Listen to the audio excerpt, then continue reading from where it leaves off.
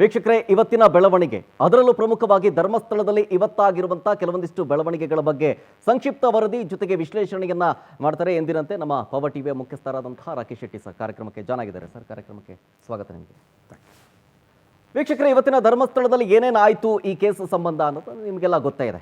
ಬುರುಡೆ ಕತೆ, ಅಂತೆ ಕಂತೆಗಳ ಪುರಾಣಗಳನ್ನು ಕಟ್ಟಿ ಹಾರ ಮಾಡ್ಕೊಂಡು ಓಡಾಡ್ತಾ ಇದ್ರಲ್ಲ, ಇದೆಲ್ಲದಕ್ಕೂ ಕೂಡ ಒಂದು ರೀತಿಯಾಗಿ ನಾವು ಏನು ಧರ್ಮ ಯುದ್ಧವನ್ನು ಸಾರಿದ್ವಲ್ಲ, ಒಂದು ಹಂತದ ಜಯ ಕೂಡ ಆಲ್ರೆಡಿ ಆಗಿದೆ. ಸತ್ಯಕ್ಕೆ ಜಯ ಸಿಗ್ತಾ ಇದೆ. 13ನೇ ಪಾಯಿಂಟು ಆತ ಸೆಂಟರ್ ಆಫ್ ಅಟ್ರಾಕ್ಷನ್ ಮಾಡಿ ಇಟ್ಕೊಂಡಿದ್ದ. 13ನೇ ಪಾಯಿಂಟಿಂದನೇ ಆಗಿರಿ, ಅಲ್ಲಿ 10ರಿಂದ 12 ಶವಗಳನ್ನು ಹೋತಿಟ್ಟಿದ್ದೀನಿ ಅಂತ. ಅಗದು ಆಯಿತು, ಬಗದು ಆಯಿತು, GPR ಮಾಡಿದ್ದು ಆಯಿತು. ಅದೇ 13ನೇ ಪಾಯಿಂಟ್ಗೆ GPR ಅನ್ನು ಕೂಡ ಅಳವಡಿಸಲಾಗಿತ್ತು. ಕೇವಲ ಒಂದು ಪಾಯಿಂಟ್ಗೆ ಮಾತ್ರ 20 ಲಕ್ಷ ರೂಪಾಯಿ ಖರ್ಚು ಮಾಡಿದೆ. ಆದರೆ ಇನ್ನುಳಿದ ಯಾವುದಕ್ಕೂ ಕೂಡ GPR ಟೆಸ್ಟ್ ಆಗಿರಲಿಲ್ಲ. ಕಾರಣ ಏನು ಅಂತಂದರೆ 13ನೇ ಪಾಯಿಂಟ್ ಹತ್ರನೇ ಬೊಟ್ಟು ಮಾಡ್ತಾ ಇದ್ದಿತ್ತು. ಹಾಗಾದರೆ ಇಲ್ಲಿಗೆ ಈ ಒಂದು ತನಿಖೆಯ ಹಾದಿ ಮುಗಿಯುತ್ತಾ ಅಥವಾ ಮುಂದುವರಿಯುತ್ತಾ ಅನ್ನುವಂಥ ಪ್ರಶ್ನೆ ಬಹಳ ಜನರಲ್ಲಿದೆ. ಇದರ ಬಗ್ಗೆ ವಿಶ್ಲೇಷಣೆಯನ್ನು ಮಾಡೋಣ. ಇದೇ ಈ ಹೊತ್ತಿನ ಪವರ್ ಫೋಕಸ್ನ ವಿಶೇಷ. ಹೇಳ್ತಾ ಇದ್ದೆ ಇವತ್ತಿನ ಧರ್ಮಸ್ಥಳದಲ್ಲಿ ಆಗ್ತಾ ಇರುವಂಥ ಕೆಲವೊಂದಿಷ್ಟು ಬೆಳವಣಿಗೆಗಳ ಬಗ್ಗೆ. 13ನೇ ಪಾಯಿಂಟ್ನಲ್ಲೇ ಸತತ 2ನೇ ದಿನವೂ ಶೋಧ ಕಾರ್ಯವನ್ನು ನಡೆಸಲಾಗುತ್ತೆ. ಮಾಸ್ಕ್ ಮ್ಯಾನ್ ಅನಾಮಿಕಾ ಹೇಳದಂತೆ ಗುಂಡಿ ಅಗದ್ರು ಏನೂ ಸಿಗ್ಲಿಲ್ಲ. ಅನಾಮಿಕನ ಮುಂದೆಯೇ ಗುಂಡಿ ಅಗದ್ರು ಏನೂ ಸಿಕ್ಲಿಲ್ಲ. SIT ಮಳೆ ಬಂತು. ಅದರ ಮಳೆ ಮಧ್ಯೆಯೂ ಕೂಡ ಚಿತ್ರೆ ಹಿಡ್ಕೊಂಡು ಮಧ್ಯಾಹ್ನ 1 ಗಂಟೆಯಿಂದ 5 ಗಂಟೆ ತನಕ ಕಾರ್ಯಾಚರಣೆಯನ್ನು ಮಾಡ್ತಾರೆ. ಛತ್ರಿ ಜೊತೆಗೆ ಹುಡುಕಾಟವನ್ನು ನಡೆಸ್ತಾರೆ SIT ಟೀಮ್. ಎಷ್ಟೇ ಗುಂಡಿ ಅಗದ್ರು ಬಗದ್ರು ಅಂತ ಮೂಳೆನೂ ಸಿಗ್ಲಿಲ್ಲ, ಒಂದು ಸಾಕ್ಷ್ಯನೂ ಸಿಗ್ಲಿಲ್ಲ. ಅವನು ಹೇಳ್ದಂಗೆ 10ರಿಂದ 12 ಶವಗಳನ್ನ ಹೋತಿಟ್ಟಿದ್ದೀನಿ ಅಂತ ಹೇಳ್ದ ಆತ. ಎಲ್ಲಿ? ಅದರ ಒಂದು ಅವಶೇಷವೂ ಕೂಡ ಪತ್ತೆ ಆಗ್ಲಿಲ್ವಲ್ಲ.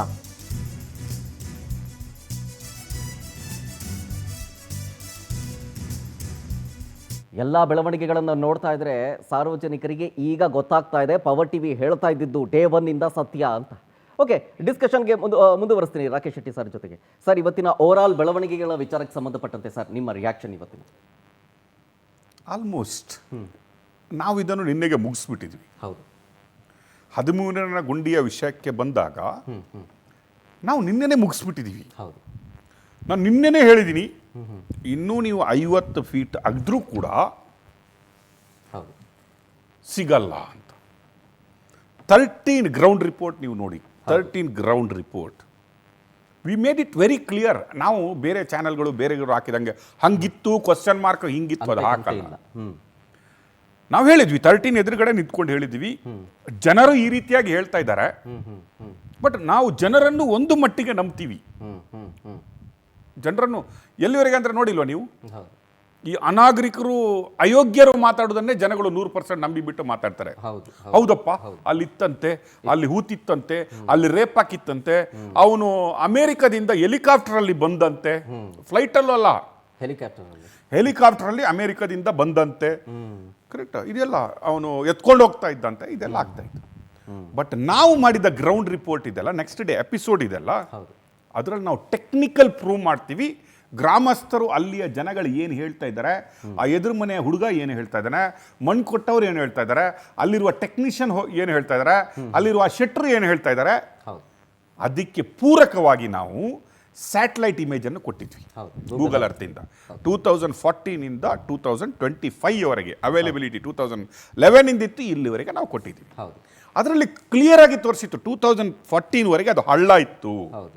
2016 ರಿಪೇರಿ ಸ್ಟಾರ್ಟ್ ಆಯಿತು, 19ಗೆ ಮಣ್ಣು ಮುಚ್ಚಲಾಯಿತು ಅಂತ ತೋರಿಸ್ತಾ ಇತ್ತು. ಅಲ್ಲಿಗೆ ಈ ಸುಳ್ಳುದಾರನೇ ಸುಳ್ಳು, ಈ ಸುಳ್ಳೇ ಒಂದು ಕಟ್ಟುಕತೆ ಅನ್ನೋದನ್ನು ನಾವು ಪ್ರೂವ್ ಮಾಡಿದ್ವಿ. ಮೋರ್ ದೆನ್ ಇಂಟ್ರೆಸ್ಟಿಂಗ್ ಏನಿತ್ತು 13 ಅಂದರೆ 13 ಸುಳ್ಳು ಅಂತ ಹೇಳೋದಕ್ಕಿಂತಲೂ ಜಾಸ್ತಿಯಾಗಿ ಈ ಕಂಪ್ಲೇಂಟ್ ಏನಿದೆ ಅಲ್ವಾ, ಇದು ಯಾರೋ ಸ್ಕ್ರಿಪ್ಟೆಡ್ ಮಾಡಿದಂತ. ನಾನು ಹೇಳಿಲ್ವ, ಅದನ್ನು ಓದಿಲ್ವಾ ನೀವು? ನಾವು ಓದಿದ್ರೆ ಗೊತ್ತಾಗುತ್ತೆ. ಇಟ್ ಈಸ್ ತುಂಬ ಚೆನ್ನಾಗಿ ನೀಟಾಗಿ ಯಾರೋ ಡ್ರಾಫ್ಟ್ ಮಾಡಿ, ಈ ಅನಾಮಿಕನಿಗೆ ಯಾವ ವೃಕ್ಷದ ಕೆಳಗಡೆನೂ ಯಾವ ಲುಂಗಿ ಕೆಳಗಡೆ ಆಗಿದ್ದಲ್ಲ ಜ್ಞಾನೋದಯ. It is very clear. It is a planned. ಒಂದು ರೀತಿಯ ಹಿಂದೂ ದೇವಸ್ಥಾನದ, ಹಿಂದೂ ನಂಬಿಕೆಯ, ಹಿಂದೂ ದೇವರ ಮೇಲೆ, ಒಬ್ಬ ಪೀಠಾಧೀಶರ ಮೇಲೆ ಟಾರ್ಗೆಟ್ ಅಲ್ಲ, ಒನ್ ಕೈಂಡ್ ಆಫ್ ಟೆರರಿಸಮ್. ಅದನ್ನು ನಾವು ಪ್ರೂವ್ ಮಾಡ್ತೀವಿ. ನಾನು ಹೇಳ್ತಾ ಇದ್ದೀವಲ್ವಾ, ಇದರಲ್ಲಿ ಮಾವೋವಾದಿಗಳಿದ್ದಾರಾ, CPM ಇದೇನಾ, SDPI ಇದೇನಾ, ಅಥವಾ ಹೊರ ದೇಶದವರಿದ್ದಾರೇನಾ, ಕಮ್ಯುನಿಸ್ಟ್ ಇದ್ದಾರಾ? ವಿ ವಿಲ್ ಪ್ರೂವ್ ಇಟ್ ನಿಜ. In a right time. ನಾಳೆಯಿಂದ ಎಪಿಸೋಡ್ಗಳು ನೋಡಿ, ನಾವು ಪ್ರೂವ್ ಮಾಡ್ತೀವಿ. But here this is not end. ನಿಜ. ಇವತ್ತು ಎಂಡ್ ಏನು ಗೊತ್ತಾ? ಇವತ್ತು ಆ ಗುಂಡಿ ಅಗಿತಾ ಇದ್ದಾರೆ. ಹೊಟ್ಟೆ ಉರಿ ಏನು ಗೊತ್ತಾ? ಅಲ್ಲಿ ಗುಂಡಿ ಅಗಿಯುವುದಲ್ಲ. ಎಂತೆಂಥ ಪೊಲೀಸ್ ಆಫೀಸರ್ಗಳು ನಮ್ಮ ಟ್ಯಾಕ್ಸ್ ಪೇ ದುಡ್ಡಿದೆ ಅಲ್ವಾ, 20 ಲಕ್ಷ ಈ ಗುಂಡಿ ಇದೆ. ಇಡೀ ಕರ್ನಾಟಕದ ಪೊಲೀಸ್ ಸಿಸ್ಟಮ್ ಸಾಧಾರಣ ಅಲ್ಲಿದೆ. ದಕ್ಷಿಣ ಕನ್ನಡ ಮತ್ತು ಉಡುಪಿಯ ಪೊಲೀಸ್ ಸಿಸ್ಟಮ್ ಅಲ್ಲಿದೆ. ಬೆಂಗಳೂರಿನ ಹೈಯೆಸ್ಟ್ ರ್ಯಾಂಕ್ಡ್ ಆಫೀಸರ್ಸ್ಗಳು ಅಲ್ಲಿದ್ದಾರೆ. ಹೌದು ಹೌದು. ಆ ಕೋಟಿ ಕೋಟಿ ಖರ್ಚಾಗ್ತಾ ಇದೆ ಅಲ್ಲ, ಎಲ್ಲರೂ ಕೂತ್ಕೊಂಡು ಅದರ ಹಿಂದೆ ನೋಡ್ತಾ ಇದಾರಲ್ಲ, ಏನಾಯ್ತು ಸಿಕ್ತಾ ಅಂತ. ಬಟ್ ಇಡೀ ಧರ್ಮಸ್ಥಳಕ್ಕೆ 12 ವರ್ಷ ಕರಿನೆರಳಿತ್ತಲ್ಲ, ಅದು ಇವತ್ತು ಬಿಡುಗಡೆ ಆಗ್ತಾ ಇದೆ. ನಿಜ. I think 1 person is relaxing. ಇದಾಗಬೇಕಿತ್ತು. ಇದನ್ನು ಮಂಜುನಾಥ ಅಣ್ಣಪ್ಪ ಮಾಡಿಸ್ದ. ಈಗಲಾದರೂ ಜನಗಳಿಗೆ ಸತ್ಯ ಗೊತ್ತಾಗುತ್ತೆ ಅಂತ ಹೇಳ್ತಾರವರು ಐ ಥಿಂಕ್ ಪೂಜ್ಯ ಶ್ರೀ ವೀರೇಂದ್ರ ಹೆಗಡೆ ಅವರು. ಹೌದು. ಮಂಜುನಾಥನ ಅಣ್ಣಪ್ಪನ ಎದುರುಗಡೆ ಕೂತ್ಕೊಂಡು ಹೇಳ್ತಾ ಇರೋದು, ದೇವ್ರೆ ನಿನ್ನನ್ನು ನಾನು 60 ವರ್ಷ ನಿನ್ನ ಪೂಜೆ ಮಾಡಿದ್ದೀನಿ, ಸೇವೆ ಮಾಡಿದ್ದೀನಿ, ನನ್ನ ಇಡೀ ಜೀವನವನ್ನೇ ನಿನಗಾಗಿ ಮುಡುಪಾಕಿಟ್ಟಿದ್ದೀನಿ. ಇವತ್ತು ನೀನು ಕಣ್ ತೆರೀತಾ ಇದ್ದೀಯಾ ಅಂತ ನಾನು ಅವರು ಇಟ್ಟ ನಂಬಿಕೆ ಐತೆ ಅಲ್ಲ ಮಂಜುನಾಥನ ಅಣ್ಣಪ್ಪನ ಮೇಲೆ. ಐ ಥಿಂಕ್ ಇವರಿಗೆ ಹುಚ್ಚು ಹಿಡಿದಿದೆ ಅಂತ ನಾನು ಹೇಳ್ತಾ ಇದ್ದಿದ್ದು. ನೋಡಿ, ಇವತ್ತು ಪುನಃ ಒಂದೊಂದೇ ಪೆರೇಡ್ ಸ್ಟಾರ್ಟ್ ಆಗಿದೆ.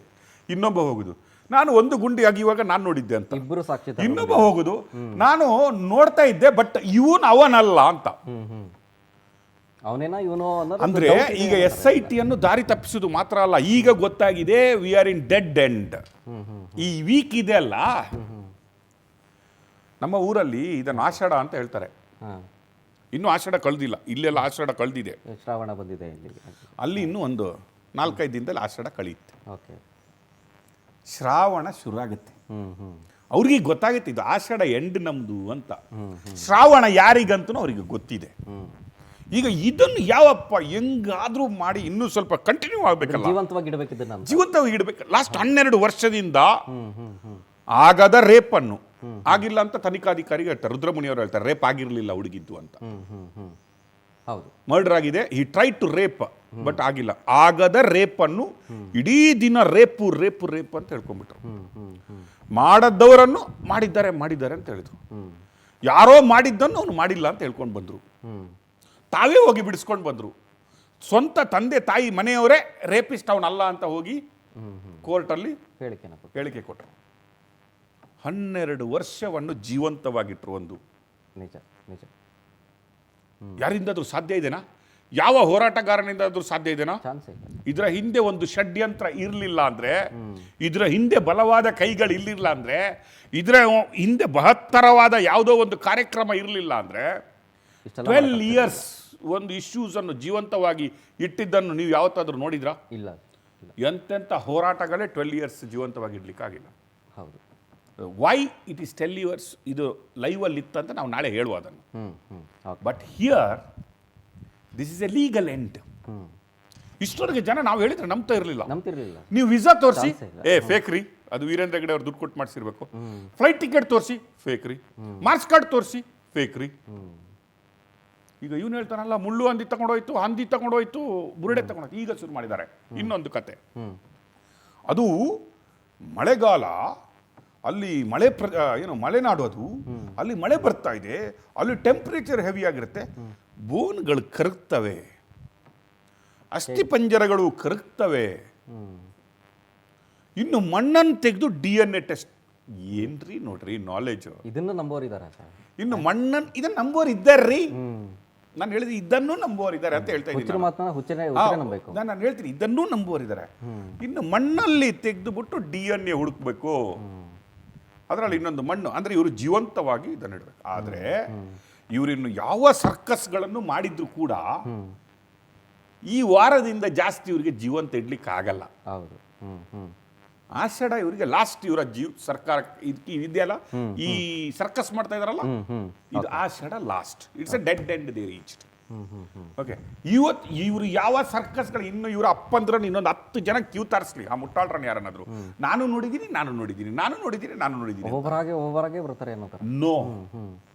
No this is the end week. ಈ ವೀಕ್ ಇದು ಡೆಡ್ ಎಂಡ್.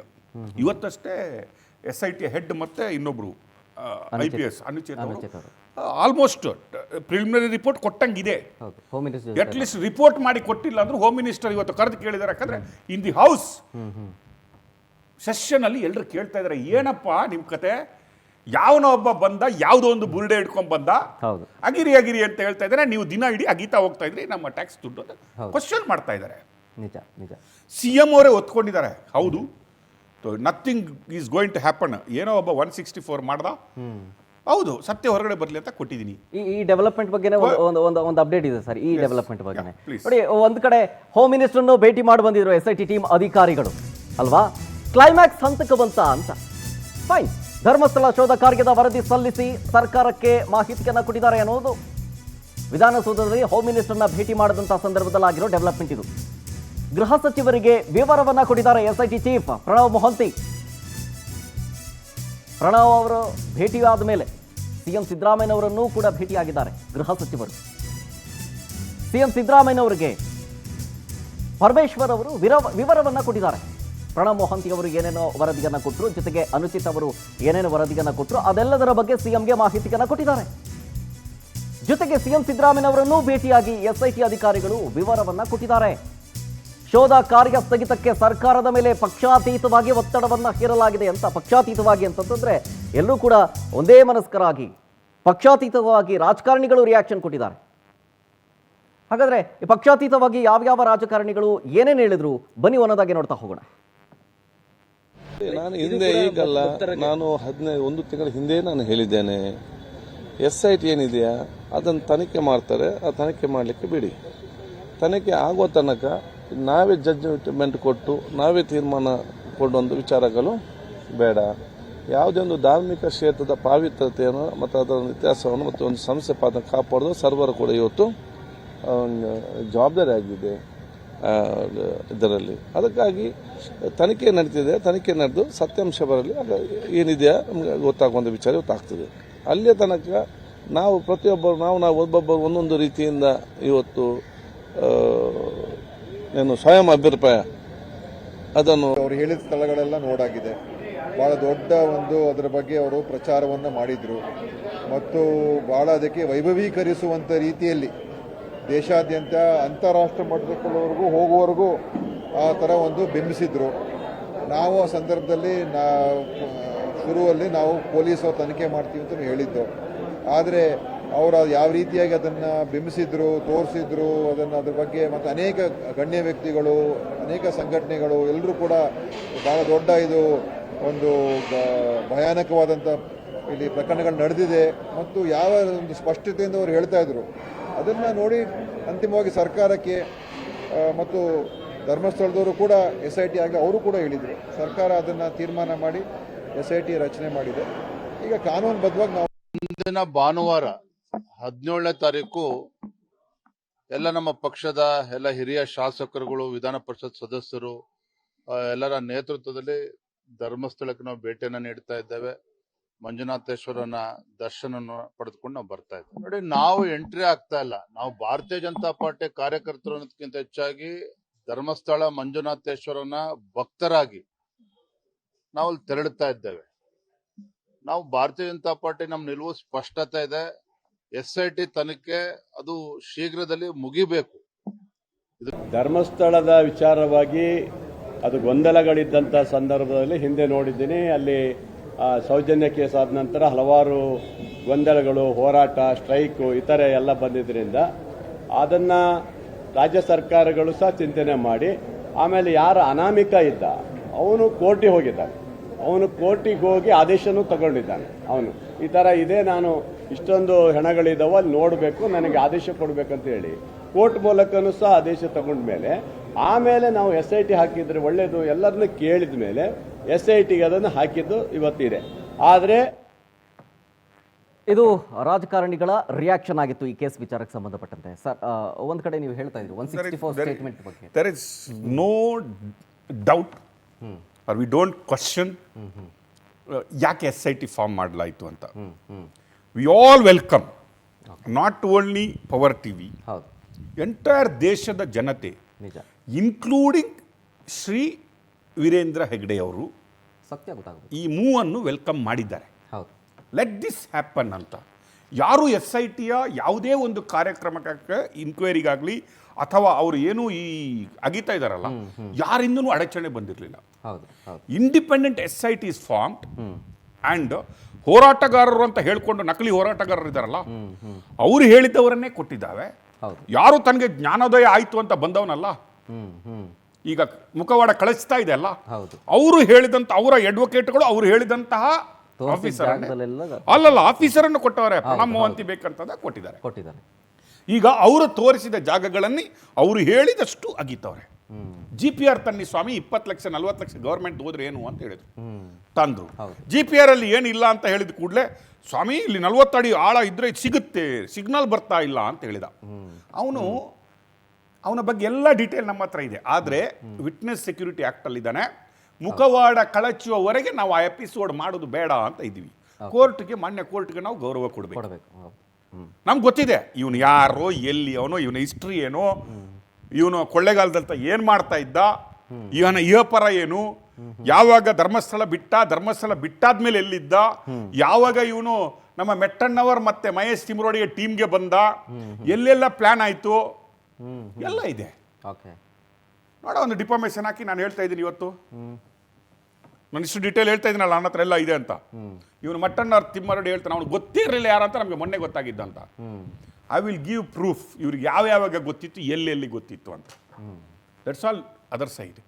SITಯನ್ನು ನಾವು ಎಲ್ಲ ವೆಲ್ಕಮ್ ಮಾಡಿದ್ದೀವಿ. ಯಾರಾದ್ರು ಹೇಳಿದ್ರ ಯಾಕಪ್ಪ ಸಿದ್ದರಾಮಯ್ಯನವರು SIT ಮಾಡಿದ್ದಂತ? ಯಾರು ಹೇಳಿಲ್ಲ. ಸಿದ್ದರಾಮಯ್ಯನವರು ಹೇಳ್ತಾರೆ 164 ಆಯಿತು, ನಾನು SIT ಮಾಡಿದೆ. ಕರೆಕ್ಟ್. ಆಸ್ ಎ ಮುಖ್ಯಮಂತ್ರಿ ಒಂದು ಹೆಣ್ಣು ಮಕ್ಕಳು, ಸಾವಿರಾರು ಹೆಣ್ಣು ಮಕ್ಕಳ ರೇಪ್ ಅಂಡ್ ಮರ್ಡರ್ ಅಂತ ಬರುವಾಗ ಒಂದು SIT ಮಾಡಲೇಬೇಕು. ನಿಜ. ಆ್ಯಂಡ್ ಮೋಸ್ಟ್ ಧರ್ಮಸ್ಥಳದ ಏನು ಇದಿದೆಲ್ಲ ಒಂದು ಮ್ಯಾನೇಜ್ಮೆಂಟ್ ಇದೆಲ್ಲ, ದೇ ಆಲ್ಸೋ ವೆಲ್ಕಮ್ಡ್ ಇಟ್. ಬರಲಿ, ವೀರೇಂದ್ರ ಹೆಗ್ಡೆ ಅವರೇ ಫಸ್ಟು CBI ಇನ್ಕ್ವೈರಿ ಕೊಡಿ ಅಂತ ಬರ್ತಿರೋದು, ಸೌಜನ್ಯ ಕೇಸಿಗೆ ಬಂದಾಗ ನೀವು SIT ಮಾಡಿ ಅಂತ ಬರೆದಿರೋದು. ಇಲ್ಲಿವರೆಗೆ ಬಂದಿದೆ. ನಾವು ದೇ ಆರ್ ಬ್ಲೇಮಿಂಗ್. ಈಗ ಇನ್ನು ಯಾರಕ್ಕಪ್ಪ ನೀನು ಬೊಬ್ಬೆ ಹೊಡಿಯೋದು? ಪ್ರಣಬ್ ಮೋಹಂತಿ ಅವರು ಕೊಟ್ಟರು, SIT ಕೊಟ್ಟರು, ಅನುಚೇತ್ ಅವರು ನಿಮ್ಮವರೇ, ನೀವು ಹೇಳಿದ್ರಿ ಒಳ್ಳೊಳ್ಳೆ ಆಫೀಸರ್ ಅಂತ ಹೇಳಿದಲ್ಲೆಲ್ಲ ನೀವು ತೋರಿಸಿದಲ್ಲೆಲ್ಲ ನಿಮ್ಮ ಭೀಮಾ ಆಗಿದ್ರು. But my only objection from ನಾವ್, ಇನ್ನೇನಾದ್ರೂ ಗುಂಡಿ ಅಗಿಲಿಕ್ಕಿದ್ರೆ ಸರ್ಕಾರ ಬೇರೆಯವರನ್ನು ಉಪಯೋಗಿಸಿಕೊಂಡು ಅಗಿಬಾರ್ದು. ಅವನು ಒಬ್ಬನೇ ಅಗ್ದು ಹಾಕಿರೋದಲ್ವ, ಅವನಿಗೆ ಒಬ್ಬನೇ ಆಗಿದಲ್ಲ, ಅವನ ಹತ್ರ ಒಂದು ಪ್ರಾಕ್ಟಿಕಲ್ ಟೆಸ್ಟ್ ಮಾಡಿಸ್ಬೇಕು. ನೀನು ಒಂದು ಗುಂಡಿಯನ್ನು ಎಷ್ಟು ದಿನ ನೀನು ಎಷ್ಟು ಹೊತ್ತಿಗೆ ಅಗಿತಿ, ನಿನಗೆ ಎಲ್ಲಿ ಬೇಕು ಅಲ್ಲಿ ಅಗಿಯಪ್ಪ, ಒಂದು ದಿನ ಬಿಟ್ಬಿಡ್ಬೇಕು ಅವನನ್ನು. ಒಂದೆರಡು ಪಾಯಿಂಟ್ ಇನ್ನೇನೋ ಕಂಪ್ಲೇಂಟ್ ಅಲ್ಲಿ ಇದ್ದೆ, 2 ಪಾಯಿಂಟ್ ಬಾಕಿ ಇದ್ದಾವೆ ಅಂತೆ, 2 ಪಾಯಿಂಟ್ಗಳು ಇನ್ನೇನೋ ಬಾಕಿ ಇದ್ದಾವೆ. ಸೊ ಈ ವಾರದಲ್ಲಿ SITಗೆ ತಿಲಾಂಜಲಿ ಅಂತ ಹೇಳ್ತೀವಲ್ಲ ನಾವು, ಎಳ್ಳು ನೀರು ಬಿಡಲಾಗತ್ತೆ. ಇನ್ನು ಆದ್ಮೇಲೆ ಬಿಟ್ಟಿಲ್ಲ ಅಂದ್ರೆ ಸರ್ಕಾರದ ಏನಾದ್ರೂ ಅಜೆಂಡಾ ಇರಬೇಕಂತ ಅನ್ಸುತ್ತೆ. ಏನು ಅವನು ಹೇಳಿದಷ್ಟು ಆಗಿತಾ ಇರ್ಲಿಕ್ಕೆ ಆಗ್ಬೇಕಾ? ಅಂಡ್ ಎಲ್ಲ ದುಡ್ಡನ್ನು ಕ್ಯಾಲ್ಕುಲೇಟ್ ಮಾಡಬೇಕು, ಸಮಯ ವೇಸ್ಟ್ ಎಲ್ಲ ದುಡ್ಡನ್ನು ಕ್ಯಾಲ್ಕುಲೇಟ್ ಮಾಡಬೇಕು, ಎಲ್ಲಿ ವಸೂಲು ಮಾಡ್ಬೇಕಂತ ನಾವು ಕೋರ್ಟ್ಗೇನೆ ಹೋಗುವ. ಇವ್ರಿಗೆ ಕೋರ್ಟ್ ಮೇಲೆ ಜಡ್ಜ್ಗಳ ಮೇಲೆ ನಮ್ಗೆ ನಾವು ಕೋರ್ಟ್ಗೇನೆ ಹೋಗುವ. ಯಾರು ಹೋಗಿಲ್ಲ ಅಂದ್ರೆ ನಾನು ಹೋಗ್ತೀನಿ, ಯಾರೂ ಹೋಗಿಲ್ಲ ಕೋರ್ಟ್ಗಂದ್ರೂ ನಾನು ಹೋಗ್ತೀನಿ. I will go to court. ಈಗ ನಾಳೆ ಈಗ ಕಡೆಯ ಕಾರ್ಯಾಚರಣೆಗಳು ಏನಾದರೂ ಇದ್ರೆ ದಟ್ಟ ಪುಷ್ಟವಾಗಿದ್ದಾನೆ ಭೀಮಾ. ಹೆಸರು ಭೀಮಾ ಅಲ್ವಾ? ಒಂದು ಹಾರೆ, ಒಂದು ಕೊಡ್ಲಿ ಎಲ್ಲ ಕೊಟ್ಟುಬಿಟ್ಟು ಒಂದಿನ ಡ್ರಿಲ್ ಮಾಡಿಸಿ, ಅವನಿಗೆ ಬಿರಿಯಾನಿ ಕೊಟ್ಟು ಅವನನ್ನು ಪೊಲೀಸ್ ಗಾಡಿಯಲ್ಲಿ ಕರ್ಕೊಂಡೋಗಿ ಮರ್ಯಾದೆ ಕೊಡೋದಕ್ಕಿಂತ ಒಂದಿನ ಪೊಲೀಸ್ ಎಲ್ಲ ಸೈಡಲ್ಲಿ ಕೂತ್ಕೊಂಡು ಜ್ಯೂಸ್ ಕುಡಿತಾ ಅವನನ್ನು ಬಿಡಿ ಮಧ್ಯಕ್ಕೆ ಆಗಿ ಎಲ್ಲೆಲ್ಲಿ ಊತಿದ್ಯಲ್ಲ ಅಗ್ದು ಕೊಡು ಅಂತ ಹೇಳಿ ಅವನಿಗೆ. ಸರಿ ಅಲ್ವಾ? ನಾವು ಥಿಂಗ್ ಸ್ಟಾರ್ಟ್ಸ್ ಅಂತ ನೀನು ಹೇಳ್ತಾ ಇದ್ದೆ ನಾನು.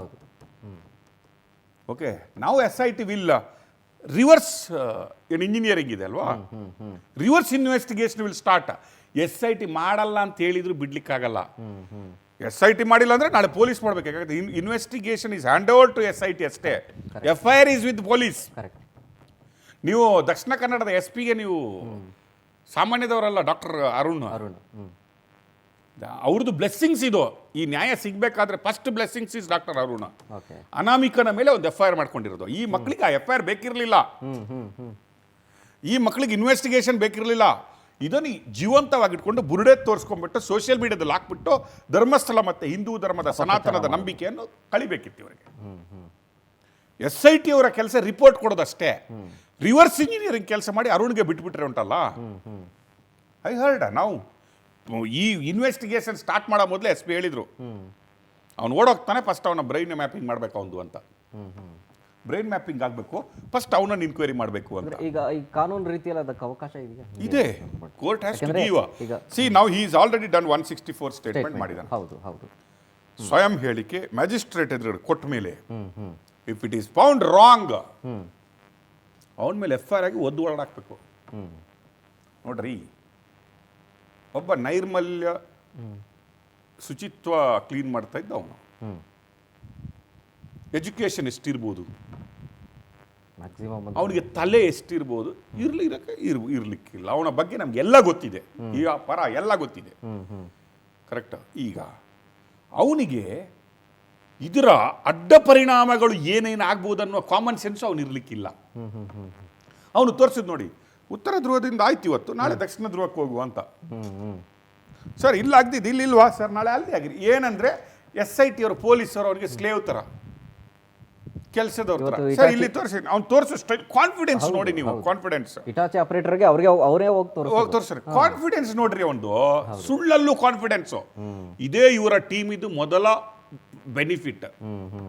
ಅವರು ಸುಳ್ಳು ಹೇಳುವಾಗ್ಲೂ, ನೀವು ಮಹೇಶ್ ಟಿ ಮುರಡಿ ಅವರು ಮಟ್ಟಣ್ಣವರು, ಅವನು ಹೇಳುವಾಗ ಹಂದಿಗಳು, ಮುಳ್ಳು ಹಂದಿಗಳು, ಉಡಗಳು, ಬುರುಡೆಗಳನ್ನು ತಗೊಂಡೋಗಿ ಅವಳ ಗೂಡುಗಳಲ್ಲಿ ಇಟ್ಕೊಳ್ತವೆ ಅಂತ ಹೇಳುವಾಗ ಅದನ್ನು ಯೂಟ್ಯೂಬರ್ ನೋಡ್ಬಿಟ್ಟು ನಂಬುವಷ್ಟು ಸತ್ಯ ಹೇಳ್ತಾರಲ್ಲ ಅವರು. ನೋಡಿ, ಇವತ್ತು ಬೆಳಿಗ್ಗೆನೆ ಶುರು ಮಾಡವ್ರೆ. ಅವನೊಬ್ಬ ಮೊನ್ನೆ ಸರಿ ಗೂಸ ತಿಂದು ಹೋಗವನೆ, ನಿನ್ನೆ ಪುನಃ ಬಂದವನೆ. ಗೂಸ ತಿಂದು ಅಡ್ಮಿಟ್ ಇದ್ದ. ಈಗ ಜನಗಳನ್ನು ದಾರಿ ತಪ್ಸಿ ಕಾವಂದ್ರಿಗೆ ಅಂದ ಮಾತನ್ನ ಅಂದ್ಬಿಟ್ಟು ಸರಿಯಾಗಿ ಕೊಟ್ಟವ್ರೆ. ಪೊಲೀಸವ್ರು ಮಾಡಿಲ್ಲ, ಜನಗಳ ಭಕ್ತಾದಿಗಳು ಕೊಟ್ಟವ್ರೆ. ಈಗ ಪುನಃ ನಿನ್ನೆ ಬಂದವನೆ. ಮಣ್ಣಲ್ಲಿ ಲೀನವಾಗಿಬಿಡ್ತವೆ ಆ DNA ಟೆಸ್ಟ್ ಮಾಡಬೇಕಂತ. ಮಣ್ಣಲ್ಲಿ DNA ಟೆಸ್ಟ್ ಮಾಡಿಸ್ಬೇಕಂತ. ಅದು ಕರಿಗಿ ಹೋಗ್ಬಿಡ್ತವೆ ಮಣ್ಣಲ್ಲಿ. ಇಲ್ಲಿದ್ದು ಏನು ಎನ್ವೈರ್ಮೆಂಟು, ಇಲ್ಲಿದ್ದು ಟೆಂಪರೇಚರು, ಇಲ್ಲಿದ್ದು ಸ್ವಾಭಾವಿಕವಾಗಿ ಬೀಳುವಂತಹ ಮಳೆ, ಆ ಬಿಸಿಲು ಎಲ್ಲ ಏನು ಕರಗಿಸ್ಬಿಟ್ಟು ಮಣ್ಣಲ್ಲಿರುತ್ತೆ. ಮಣ್ಣು ಟೆಸ್ಟ್ ಮಾಡ್ಬೇಕಂತೆ ಅವನಿಗೆ. ಏನು ಹೇಳ್ತೀರಿ? ಸಾಕಾಗಿಲ್ಲ ಇರಬೇಕು ಟೆಸ್ಟ್. ಮೊನ್ನೆ ಟೆಸ್ಟ್ ಮಾಡಿದ್ರು ಧರ್ಮಸ್ಥಳದ ಜನಗಳು, ನೀಟಾಗಿ ಕ್ಲೀನಾಗಿ ಟೆಸ್ಟ್ ಮಾಡಿ ಕಳಿಸಿದ್ರು.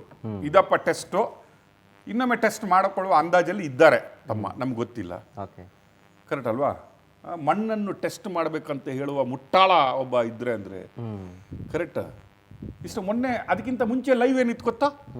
106 ಹೆಣಗಳು ಸಾಮೂಹಿಕವಾಗಿ ಇಲ್ಲಿ ಹೂತು ಹಾಕಲಾಗಿದೆ. ಇಲ್ಲಿ ಸಿಗುತ್ತೆ.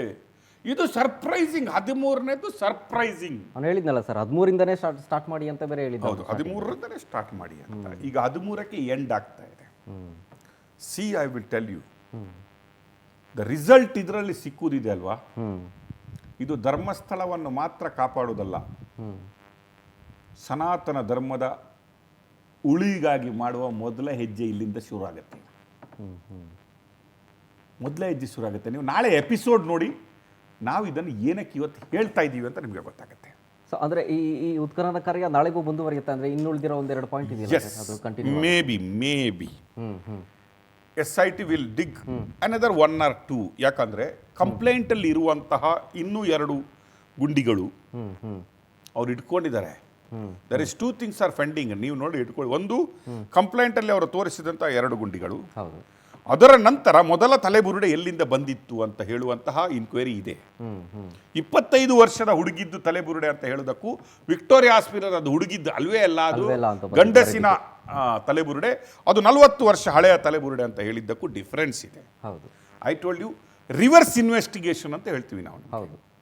ಕೆಲವು ಕಡೆ ಇರಲ್ಲ, ಹೆಂಡತಿಯ ಹೋಗಿ ಗಂಡನನ್ನು ಯಾರೋ ಕೊಂದ್ರು ಅಂತ ಹೇಳೋದು, ಅವಳು FIR ಮಾಡೋದು, ಲಾಸ್ಟ್ಗೆ ಗೊತ್ತಾಗೋದು ಹೆಂಡತಿಯ ಯಾರೊಟ್ಟಿಗೆ ಸೇರಿ ಗಂಡನ್ನು ಮುಗಿಸೋಳೆ ಅಂತ. ಡೌಟ್ ಬರಬಾರದು ಅಂತ ಇವತ್ತಿನ ಸ್ಟೋರಿ. ಇವತ್ತಿನ ಸ್ಟೋರಿ ರಾಮನಗರನ ಚನ್ನಪಟ್ಟಣ ಎಲ್ಲ ಸ್ಟೋರಿ ಗೊತ್ತಿದೆ. ಹೋಗಿ ಉಗ್ದಾಕ್ಬಿಟ್ಟವಳೆ ಗಂಡನನ್ನು. ಗಂಡ ಇಲ್ಲ, ಹುಡುಕಿದಾಗ ಅಲ್ಲಿತ್ತು ಪ್ರಿಯಕರನ್ ಜೊತೆ ಸೇರ್ಕೊಂಡು ಮಾಡಿ ಪ್ರಿಯಕರೇ. ಇದು same story, reverse investigation, engineering investigation ಅಂತ ನಾವು ಹೇಳ್ತೀವಿ.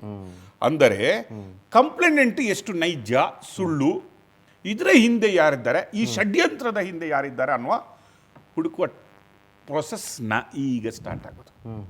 ಅದೇ ಬೆಳಿಗ್ಗೆ ಯಾರು ಹೇಳಿದ್ರು ಬ್ರೈನ್ ಮ್ಯಾಪಿಂಗು ಇದೆಲ್ಲ ಇದೆ ಅಲ್ವಾ, ಇದೆಲ್ಲ ಸ್ಟಾರ್ಟ್ ಆಗುತ್ತೆ ಅನ್ನೋ. ಯಾವ ಮ್ಯಾಪಿಂಗ್ನು ಬೇಡ ರೀ, ಕಾಮನ್ ಪರ್ಸನ್ಗೆ ಆಲ್ರೆಡಿ ಎಲ್ಲ ಮ್ಯಾಪಿಂಗ್ ಆಗೋಗಿದೆ. 13 ಆಗಿವಾಗಲೇ ಗೊತ್ತಾಗ್ಬಿಟ್ಟಿದೆ. ಅಗಿತಾಗಿ ಬರುವಾಗಲೇ ಕಾಮನ್ ಪರ್ಸನ್ಗೆ ಇದು ಯಾವ ಮ್ಯಾಪಿಂಗ್ ಅಂತ ಅರ್ಥ ಆಗಿದೆ. ಈಗ ನಾವು ಅನದರ್ ಚಾಲೆಂಜ್ ನಾನು ಹೇಳ್ತಾ ಇದ್ದೀನಲ್ಲ, ರಿವರ್ಸ್ ಇಂಜಿನಿಯರಿಂಗ್ಗೆ ಬರುವ ಕೂಡಲೇ ನಾವು ಕೋರ್ಟ್ ಮುಂದೆ ಹೋಗ್ಬೇಕಪ್ಪ.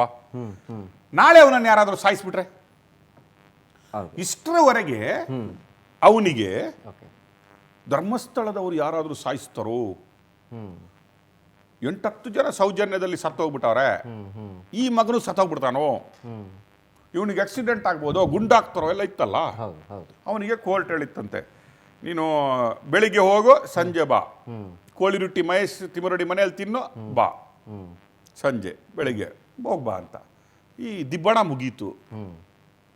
ಈಗ ನಾವು ಹೇಳ್ತಿರೋದು ರಿವರ್ಸ್ ಇಂಜಿನಿಯರ್ ಆಗುವಾಗ ಕಲ್ಪ್ರಿಟ್ಗಳ ಒಟ್ಟಿಗೆನೆ ಅವನನ್ನು ಬಿಟ್ಟರೆ, ಅವರು ಮುಗಿಸ್ಬಿಟ್ರೆ ಅವನನ್ನು, ನಿಜ ನಿಜ ಅದೊಂದು ಯಾವ ನಕ್ಸಲೈಟ್ ಇದ್ದಾನೆ, ಯಾವ ಕಮ್ಯುನಿಸ್ಟ್ ಇದ್ದಾನೆ, ಯಾವ STP ಇದ್ದಾನೋ, ಅಥವಾ ಯಾವ ಕೇರಳದವನು ಇದ್ದಾನೋ, ಅಥವಾ ಯಾರೋ ಸೋಮನಾಥ್ ನಾಯ್ಕ್ ಅಂತವನು ಇದ್ದಾನೋ, ಯಾವ ರಂಜನ್ ರಾವ್ ಅಂತವ್ರು ಇದರಲ್ಲಿ ಇದ್ದಾರೋ, ಹೌದು, ಯಾವ ತಿಮ್ಮರೋಡಿ, ಯಾರೋ ಮಟ್ಟಣ್ಣವರು, ಇವರೆಲ್ಲ ಯಾವ ರೀತಿಯಾಗಿ ಪ್ಲಾನ್ ಮಾಡಿದ್ರು ಅವನಿಗೆ ಐಡಿಯಾ ಇರಬೇಕಲ್ಲ.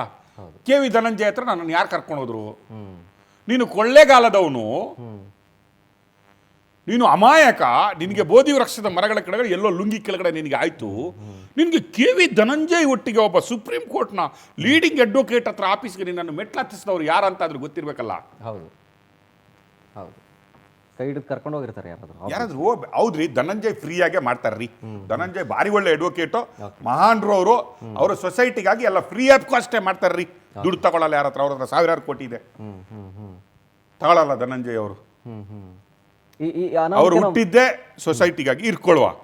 ಬಟ್ ಈ ಎಜುಕೇಶನ್ ಇಲ್ಲದವನಿಗೆ ಒಬ್ಬ ಧನಂಜಯ್ ಅಂತ ಒಬ್ಬ ಅಡ್ವೊಕೇಟ್ ಇದ್ದಾನೆ, ಭಾರಿ ದೊಡ್ಡ ಸಾಮಾಜಿಕ ಹೋರಾಟಗಾರ. ಸಮಾಜಕ್ಕಾಗಿ 1 ರೂಪಾಯಿನೂ ತಗೊಳ್ಳದೆ ತಾನೇ ದುಡ್ಡು ಖರ್ಚು ಮಾಡಿಬಿಟ್ಟು, ತಾನೇ ತನ್ನ ಮರ್ಸಿಡೀಸ್ ಬೆಂಜ್ಗಳನ್ನು ಕಳಿಸ್ಬಿಟ್ಟು, ಬುರುಡೆಗೂ ಅವನೇ ಸೌಜನ್ಯ ಯಾರು ಅನನ್ಯ ಭಟ್ ತಾಯಿಗೂ ಗಾಡಿ ಕಟ್ಕೊಳಿಸ್ತಾನೆ ಅಂತ ಈ ನಾಲೆಜ್ ಕೊಟ್ಟವ್ರು ಯಾರಂತಾದ್ರೂ ಗೊತ್ತಾಗ್ಬೇಕಲ್ಲ. ಹೌದು, ಈ ಅನಾಮಿಕನ ಮೂವ್ಮೆಂಟ್ಸ್ ಬಗ್ಗೆ ಒಂದಷ್ಟು ಅನುಮಾನ ಇದೆ ಸರ್, ಅದ್ರ ಬಗ್ಗೆ ಮಾತಾಡೋಣ. ಒಂದು ಸಣ್ಣ ಬ್ರೇಕ್ ಇದೆ. ಈ ಪವರ್ ಫೋಕಸ್ನಲ್ಲಿ ಚರ್ಚೆ ಆಗ್ತಿರುವಂತಹ ವಿಚಾರದ ಬಗ್ಗೆ ಒಂದಷ್ಟು ಅನುಮಾನಗಳಿದಾವೆ. ಅಂದ್ರೆ ಈ ಅನಾಮಿಕನ ಮೂವ್ಮೆಂಟ್ಸ್ ಬಗ್ಗೆ ಒಂದಷ್ಟು ಅನುಮಾನಗಳಿದಾವೆ. 13ನೇ ಪಾಯಿಂಟಲ್ಲಿ 10 ರಿಂದ 12 ಶವಗಳನ್ನ ಹೂತಿಟ್ಟಿದ್ದೀನಿ ಅಂತಂದ, ಆದರೆ ಅಲ್ಲಿ ಏನೂ ಕೂಡ ಇಲ್ಲ. ಇನ್ನೆರಡು ಪಾಯಿಂಟ್ಸ್ಗಳು ಬೇರೆ ಬಾಕಿ ಉಳ್ಕೊಂಡಿದೆ. ಸೊ ಅದಕ್ಕೆ ಉತ್ಖನನ ಕಾರ್ಯ ನಾಳೆ ಕಂಟಿನ್ಯೂ ಆಗಬಹುದು ಅನ್ನೋದು ವರದಿ ಆಗ್ತಾ ಇದೆ.